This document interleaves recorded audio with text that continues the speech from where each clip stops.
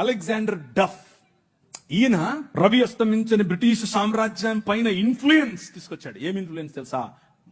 మా భారతీయ పిల్లలు చదువుకోవాలి. పిల్లన్నారు, ఎందుకు, మాకు అవసరం లేదు, మీ పాశ్చాత్య విద్యతో మేమేం చేస్తాం, మేము మంత్రాలు చదువుతాం. ఆయన అన్నాడు, మంత్రాలకు చింతకాయలు నైరాలతా హై. అలెగ్జాండర్ డఫ్, నో, చదవాలి, మన పిల్లలు చదవాలి, ఆంగ్ల భాషలో చదవాలి, ప్రతి భాషలో చదవాలి, తెలుగులో చదవాలి, తమిళంలో చదవాలి, బెంగాలీ కావాలి, పుస్తకాల తర్వాత పుస్తకాలు, పుస్తకాల తర్వాత.